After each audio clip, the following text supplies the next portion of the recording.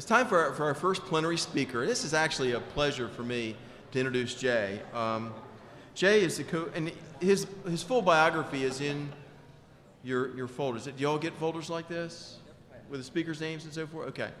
And what an amazing person. He is absolutely devoted and dedicated to information assurance training in higher ed. President and co-founder of EC Council. Many of you participate with him with the courses that his company provides. He works, as you saw, I'm very concerned about the internet. He works on the international level. And not too long ago, I got a chance to catch him on CNN. So he's a respected expert in the field.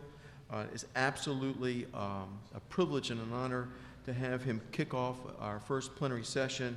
And Jay, thank you so much. Come on up. Thank you.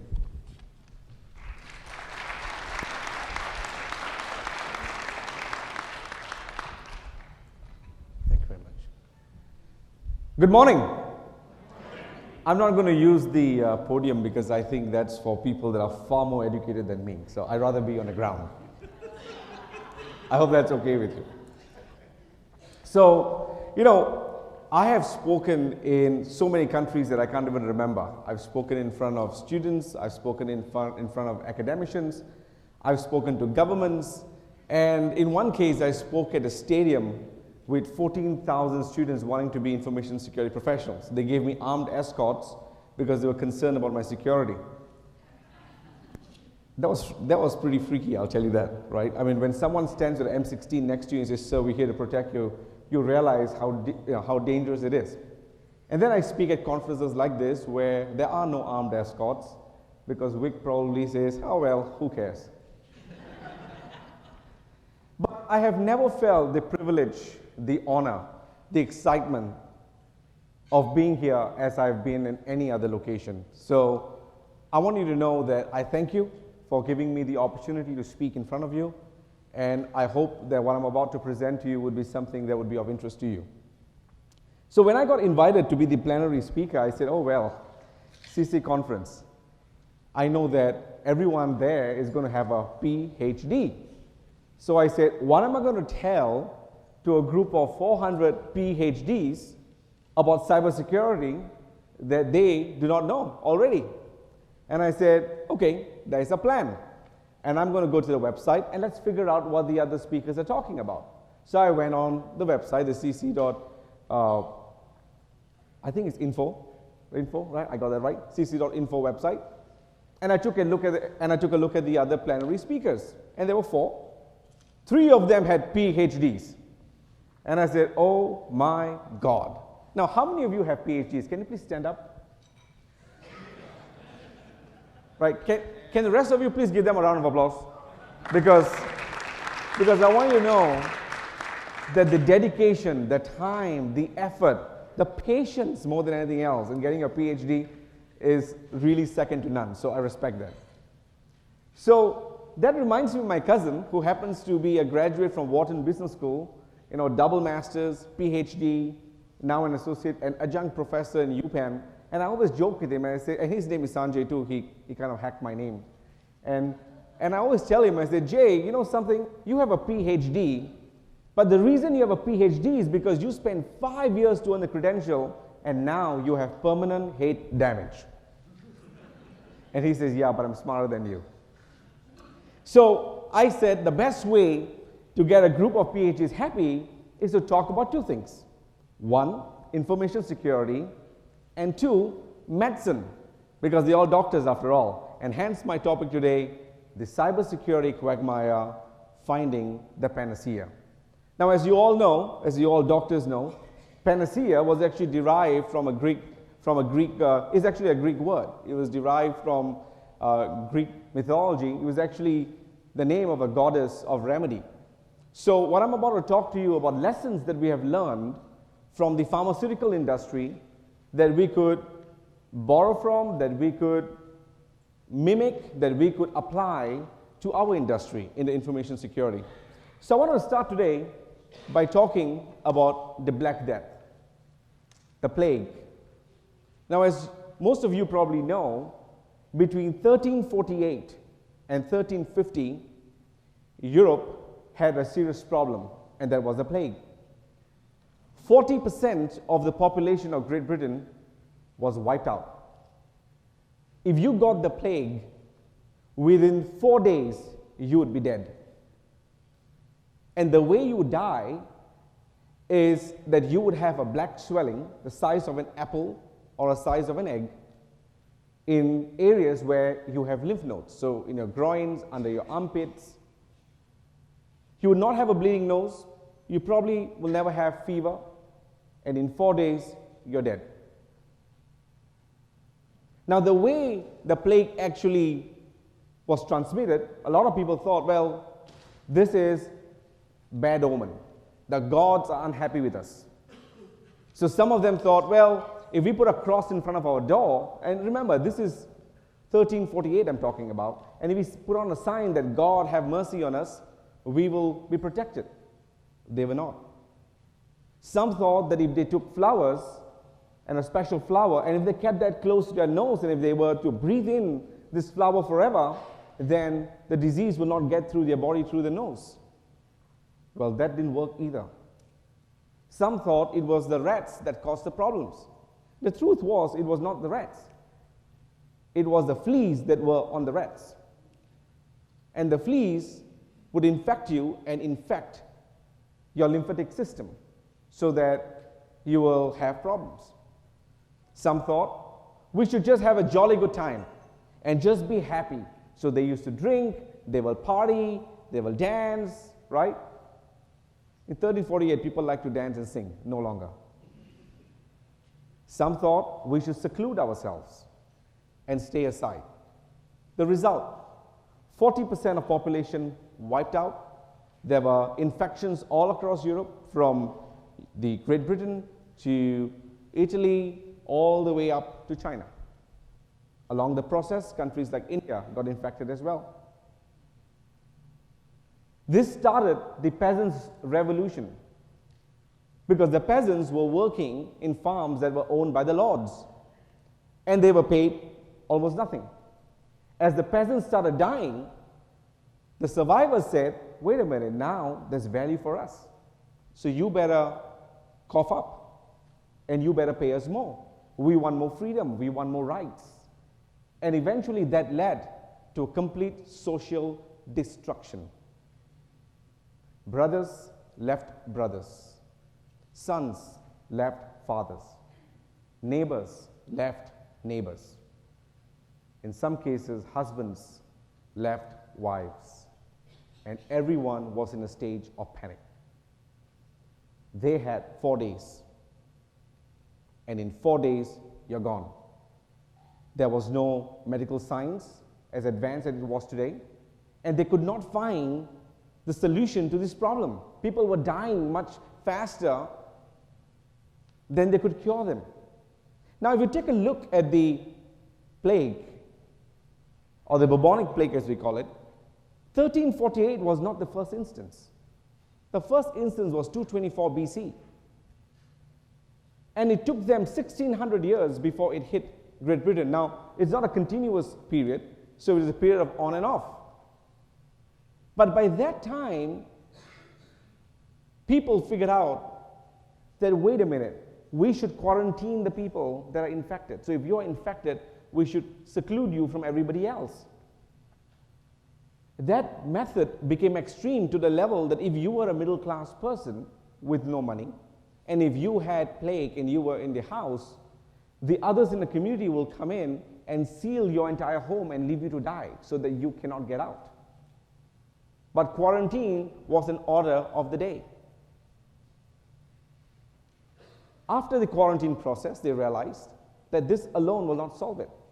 We need to have better hygiene. So they introduced hygiene concepts. They started cleaning themselves. They started having more frequent showers. They started cleaning the streets. They made sure that the trash was thrown out effectively. That reduced the population of rats. It kind of reduced and controlled the issue of the spread of the plague. It was not until 1796, that Haffine, who was a Jewish of Russian descent, a microbiologist invented the vaccine. He invented the vaccine in the city of Pune, now known as Pune. I'm not sure why in India they keep changing the names of the cities, right? Pune is Pune, Mumbai, is now something else. Well, Bombay is now Mumbai. But they do that. So here is Hafeen in Pune. 10 million people died. His assistant, a PhD, left. The other assistant, probably another PhD, died. And the only way he could get the vaccine was that he created a concoction which what he thought was the conceptual prototype of a vaccine, and he injected himself. And he found the solution. But it took us 2,000 years, 2,000 years to solve this problem. And it was in 1796 that a vaccine of the plague, or the bubonic plague, was actually invented. It took mankind 200 years to reach the population pre-plague. This was a time of devastation. Now let's talk of a little, some terminologies as I move on to my talk that I think will be helpful. Let's understand the difference between elimination, eradication, and control. And you don't have to look at the slides. I promise you I'm far better looking than the slides. Just look at me, right? I'll take you through this, don't worry, right? Now, if you don't like the sight of what you see, be my guest. So, elimination. Now, in common English, when I grew up and when I was educated in Britain as an attorney, I thought eliminate means to destroy. Not really. In the scientific terms, elimination is when you reduce the problem to such a small, minuscule problem on a global scale that you consider this situation eliminated. Eradication is when you completely wipe it out and it doesn't exist again. And control is when you effectively reduce it to a certain level within a scale, within a geographic location, within a country. So these are three terms that I think are important. Now let's take a look at the success of the medical industry, but at least in my view, it's a success. So I talked about the bubonic plague, but is this model something that can be used in other diseases? And if you look at it, the medical industry has repeated this again and again. In 1913, diphtheria was actually eradicated. Polio is now almost eradicated thanks to the Bill and Melinda Gates Foundation and the great work that they've done. That's almost gone. Measles has been eliminated, and now, at least in terms of North, Central, and South America, it is almost non-existent, right? Smallpox, eradicated. Cancer, we have radiotherapy, we have surgery, right? Lifespan is increasing even if you have cancer. And even a disease like AIDS, or not AIDS, HIV, due to the antiretroviral drugs and therapy that's existing, you're able to prolong the lifespan. And they seem to have found some sort of a situation that can be used over and over and over again across various diseases, right? Even most recently, when you talk of the avian flu or SARS, these are the most recent diseases. It did not take them 2,000 years to bring it to a level of control, but they did find control.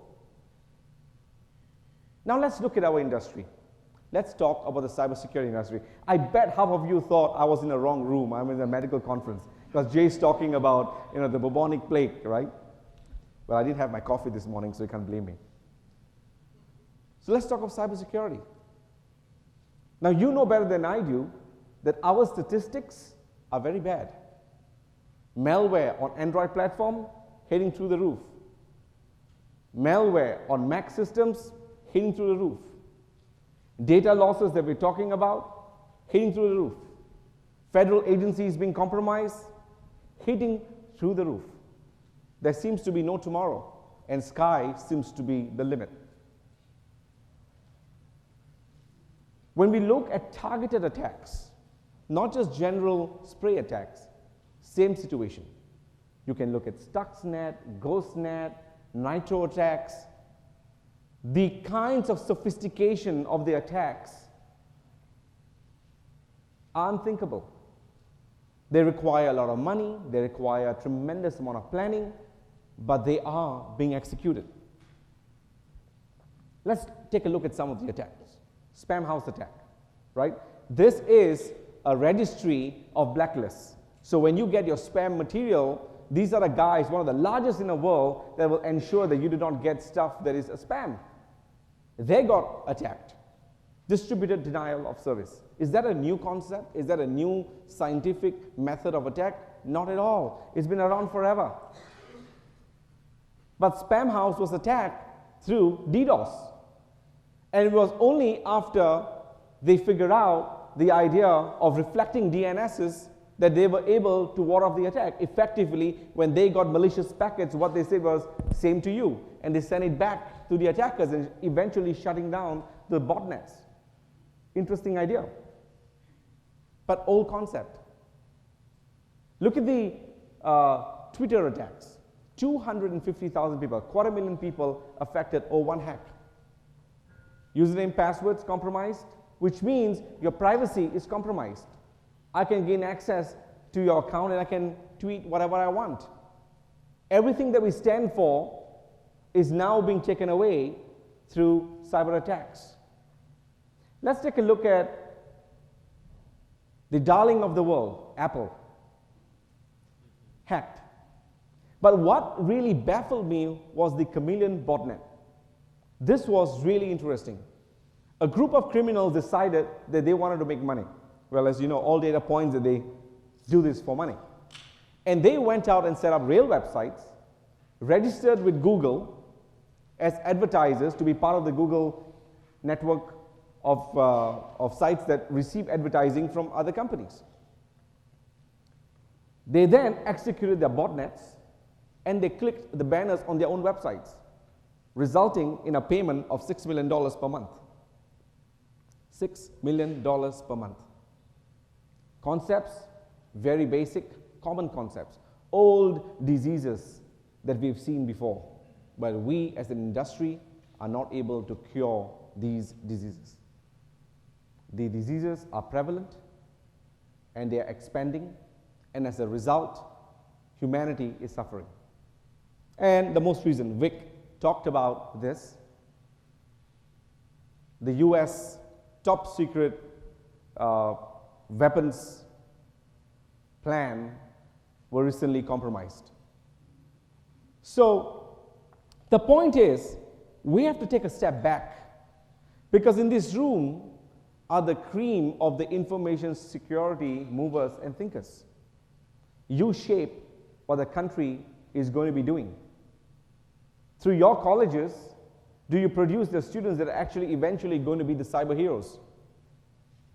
And it's through the certification bodies that we are producing the tactical force that are actually defending the frontier. What are we doing wrong? Because the writing, folks, is on the wall. We are losing the war. Now take a step back and think about the medical industry. Think about the bubonic plague that I talked to you a moment ago. This was a time of devastation. They had no idea what was hitting them. 1348 to 1350. But in 400 years, now remember, these are medieval times. Science was not as advanced, education did not really exist, there was no telecommunication, research was not being shared. These are very difficult moments. And yet, between 1348 and 1796, they were able to come up with a vaccine. What about us?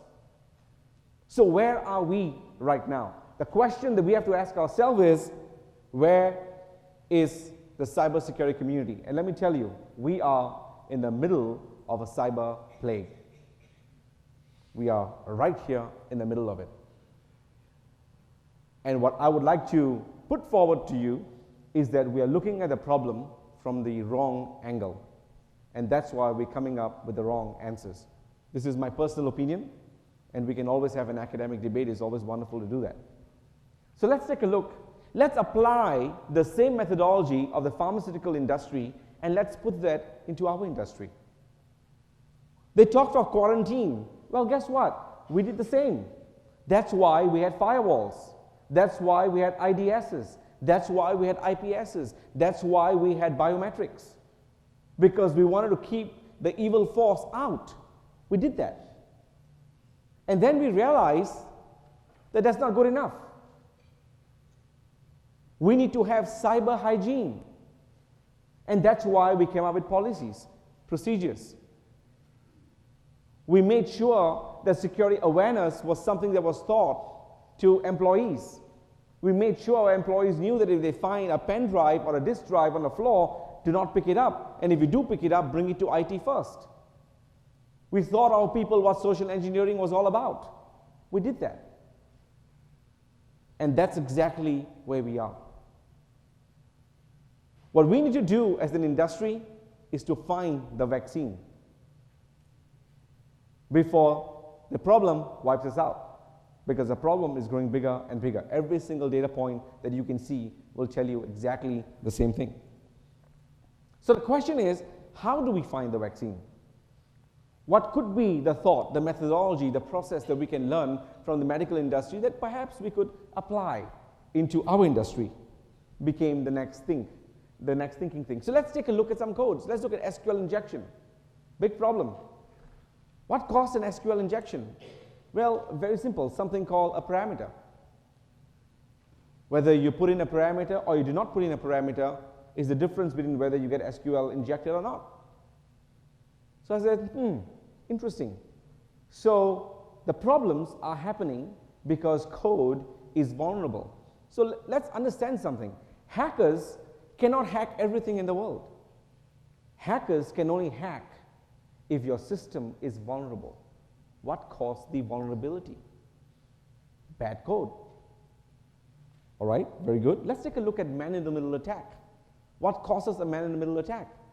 But something as yes and no to the state of cookieless in a line of code could make the difference between do you get man-in-the-middle attacked or do you not?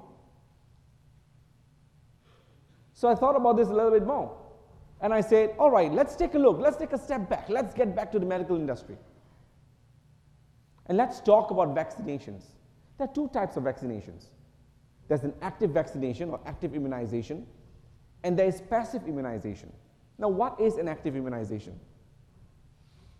An active immunization is one where the vaccine contains a live antigen or the live form of the disease. It could be weakened, right? It could be a small quantity. It could be slightly modified, but it's a live form. And the idea behind it is injecting your body with such a small quantity of the live antigen that your body would produce an antibody. And your body will naturally be able to fight the disease. And diseases that use live immunization include measles, mumps, yellow fever. We have live immunization. But then there's something called passive immunization. And a passive immunization is in a lab environment, they will take an antigen and they'll create the antibodies. And they will inject your body with the antibodies so that your body is ready to fight from day one. And that is, for example, if you have tetanus, that's what you're getting. Now let's take a look at the cybersecurity industry. Active immunization, well, guess what? We have found the vaccine. The vaccine has been around. Let's take a look at the job of ethical hackers and penetration testers. What are they doing? They are actively injecting antigens into the corporations that they work for. They are trying to find where the holes are. They are then creating antibodies, and they're then defending their organization. This has been around. So how do we get a passive immunization? Became the next thought process. I said, all right, we seem to have found the active immunization. This works. What about passive immunization? How do we do it? And ladies and gentlemen, is my theory that passive immunization is actually the secure code. Because if we are able to secure the code effectively, we are injecting the antibodies or the defense mechanisms into the code. Now, when you get attacked, the attack will not go through. Because your code has learned that this is an enemy and is blocking the gates. So I said, interesting. Then why are we where we are today? Well, the reason is, while we have probably found vaccine or traces of the vaccine, we are not immunizing effectively. Apart from large corporations, small, medium business enterprises do not have ethical hackers or penetration testers on staff. It's not the order of the day. But forget ethical hackers and penetration testers. You'll be lucky if some of them have firewalls or they've heard of all of these defense technologies that we have. So we need to be able to effectively immunize the population. The question then came up, okay, what is the cost of the problem? Well, the cost of the problem is insecure code. If we have secure code, then we're not going to have the problem. So how do we immunize? How do we create passive immunization to the population so that we will be able to have a lot of secure code and we will not have this problem? So I spoke to a vice president of a very large bank in the US. I bet a very large percentage of you would have bank accounts in this bank. And I spoke to this person 10 days ago. I was in St. Louis at the EC Council event and I was talking to him. He's a vice president of security. And I said, I want to ask you a question. What is the problem of secure code? Why are we not able to effectively execute secure code? Because the solution seems to have been there. And he says, Jay, let me give you a real life example. 2 months ago, we found a vulnerability in the bank. It was on our banking site. Not 1, not 2, but 5. We went to the CIO and we told the CIO, we got a problem. Houston, we have a problem. We have 5 vulnerabilities on our site. 5. The response from the CIO was, well, yeah, we understand. We don't have the budget for it. And by the way, those guys out there, they've got requests and they need to have their solutions first because that's business friendly. The clients require that. That's effective for business. So I guess we'll do that one day. We'll focus on that. We'll focus on functionality. We'll focus on aesthetics because that means business. I said, wow, that could be just one organization. So I spoke to another gentleman, a vice president of a very large contractor that works for a mobility company in the US. They employ 45,000 programmers, 45,000 all across the world, 45,000. And I said, I want to ask you a question. What's the problem? What about secure coding? I mean, I know you guys do SDLC and all that. I'm talking about making sure the people that write the code are actually secure coders from the start. I understand you follow all the processes. What about that? And he says, Jay, I've been battling this internally for a long time. And I talked to them and I told them that we need to have our coders trained in secure coding from the start. Response, yeah, but you know what? We're racing against the time. We have budgetary constraints. We have billings per hour, per minute. We can't do that. It was only when I started talking about quality and I said, do you realize that if your people are all secure coders, you would be able to go out to your clients and say that we are a better quality organization, that they accepted a small dent and they said, okay, that's an interesting argument and we will accept that. And they started allowing groups of people to go through a course that was developed internally through secure coding processes. Think of that. This is real world scenario right here in the United States of America. 2 of the largest institutions. So what do we need? We need to ensure that we embed secure coding curricula into the programs. This is a critical requirement that we need to have. Because until we do not do that, we are looking at the problem from the wrong end of the equation. What are we doing? We are doing band-aid solutions. Hey, we got a hack there, DDoS, let's go down, educate them on DDoS and protect that. Oh, we got an intrusion from outside, let's talk about firewalls and block them up. What about the guys from inside? A firewall doesn't protect an organization who has an insider attack. Oops, forgot that. Let's do security awareness programs and education and make sure that's protected. That's a band-aid solution. What we need to do is apply the same methodology as the pharmaceutical industry.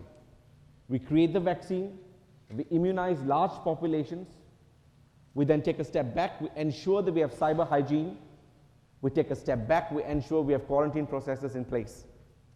And that would be a much better way, in my opinion, to protect organizations. So let's talk about this conference. Last year, you were here. And last year, in this conference, you had said, what's on a slide? That secure coding is absolutely important. This was from your proceedings of this very conference. I ask you a question. What has changed in 1 year? What have we done as a community to change what we found last year? Last year, we recognized there were outbreaks.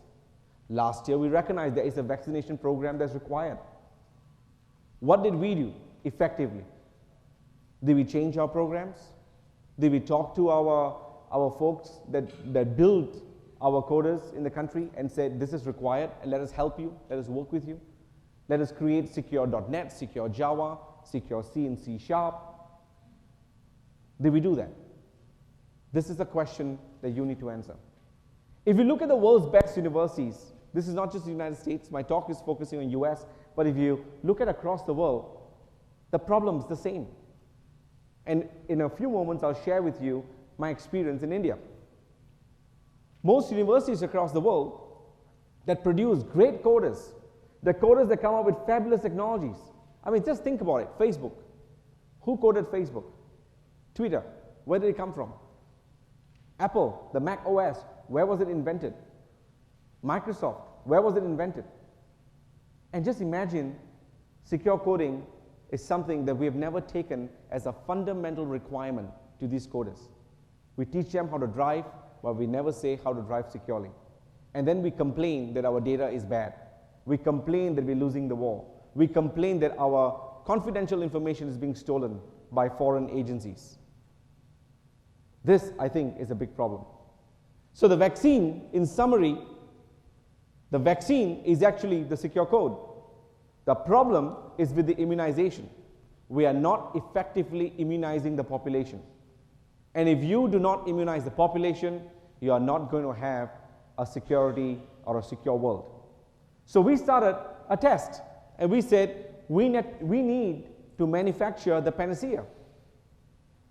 How are we going to immunize large populations? How are we going to do this? Because this is a daunting task. Try talking to program chairs at colleges and says, that your program needs to be changed. Sometimes it takes 2 years to change a program. That can't work. That's too long. Well, maybe we could change part of the curricula. Well, that's easier. That's in the hand of academics. And the cream of the American academic population is sitting in front of me, right here. This is something you have to think about. Until you don't make the change, and until you don't start the fight, and until you do not realize that this requires to be done, not to be talked about, nothing's going to change. You have to take it upon yourself to walk into your program chairs and say, we have a problem, we need to do something better. The future generation that's going to be produced needs to be trained today, and this is what's required. If you want help, we will help you. The colloquium is here, and we will do it. So we started thinking, all right, let's do a prototype. Let's see if we manufacture the panacea, and if we inject it and we immunize a small population, are we going to see a similar result? So we launched EC Council's Code Uncode competition in India. Why India? A natural choice. The home to the outsourcing community of coding, the home to some of the most talented programmers, large population of technical folks. We have a very large presence, and we said, let's start with India. Let's see what happens. So we launched Code Uncode, to code and to uncode in India. Initially, the response was very slow because it took some time to warm up to the idea of secure coding. Well, that's not really in my menu. My menu is talking about everything else. This is not even my dessert. Jay, what are you talking about? And we talked about the problem. But what was exciting was the idea of Code Uncode was something that gained a lot of press attention. Reporters started writing about it. I started getting calls from reporters across India, from India, that talked about this concept and says, what are you trying to do? And the idea was simple. We have a competition, and we are trying to hunt for the most secure programmer in India. And we are hoping that by doing this, we will inspire hundreds of thousands of people to take up secure programming as part of their life. The second objective that we had was that we were trying to show how much the super talented population of coders do not know about secure coding. And what else would be a better platform to do that than through a competition that they volunteered for? The result was we had more than 100 colleges in India that participated. 100 colleges. They came in front. Yes, we love the idea. We expect more than 10,000 players in the very first year. Right now, we're standing at 4,451 players registered. 4,451 players in one country within a span of 6 months with 100 colleges. We have computer associates, we have players from Wipro, we have players from Facebook, we have players from so many Infosys in India that are playing the games because we have professional and student competitions because we want to do benchmarking exercise across both populations. NASSCOM, which is India's authority in terms of, as far as IT association is concerned, a not-for-profit association in India, NASSCOM has supported the idea. And we're getting a lot of success. So, the idea behind it is simple. 3-round process. Preliminaries, semifinals, finals. During the stage of a preliminary round, you will go through 100 questions, multiple choice, all on secure coding, on one language or one platform, and that's .NET. We will eventually launch others. So if you're a .NET programmer, come on board and try this game. When we get to semifinals, you will then have to do multiple choice and scenario-based situation. You have to solve the problem. And when you get to the grand finale, we will give you a set of code that's vulnerable, and you have to fix it. Right there and then, under the careful eyes of invigilators. And what was the result? What do you think the result would have been? I want some volunteers to respond. What do you think was the average score? Anyone? I want a number. 50? Great. How many of you would care to guess? 30. How many of you wouldn't care to guess? You know, it was funny. I was invited to speak many years ago in China, and I started talking, and I said, how many of you agree? How many of you disagree? How many of you don't care? Then I realized I was in a wrong room. They didn't understand English. But I guess that's not the situation here. 30. The average score of the first set of preliminary competitions was 36.61. 36.61. And I bet you that if we ran this competition here in the US, you would not see a much different score. Yes, sir?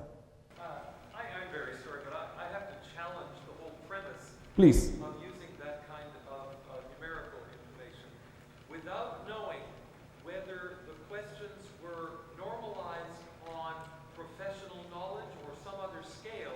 You might as well say, I had a bunch of questions and the score was 92.1, or I had a bunch of questions and the score was 14.2. We can't judge without knowing something more about a test. Simply giving a number doesn't mean anything.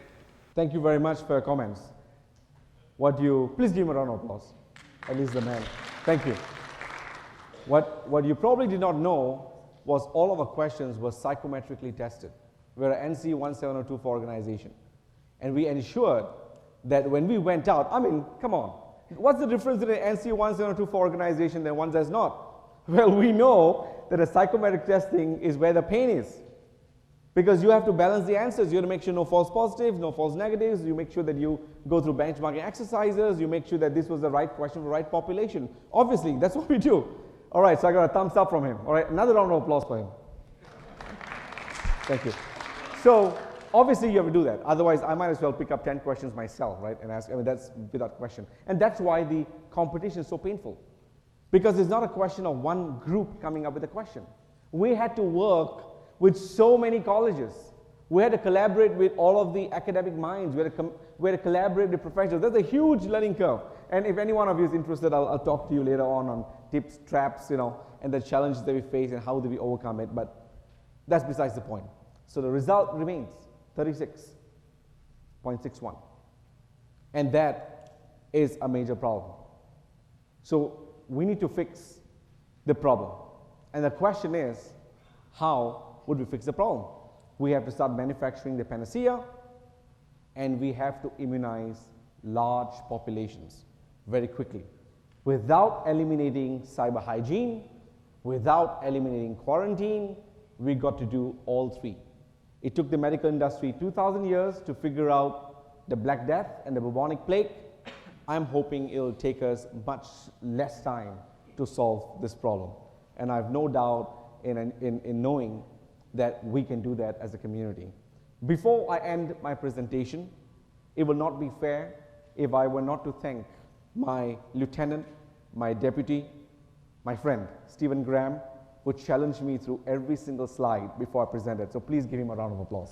Stephen Graham. Steve, can you stand up, please? Thank you. And I leave you with one question. You saw the proceedings of the colloquium last year.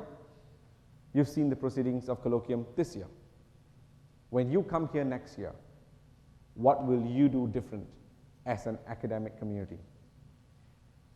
Ladies and gentlemen, it's an absolute pride, honor to be in front of you, and I thank you for inviting me here. Thank you.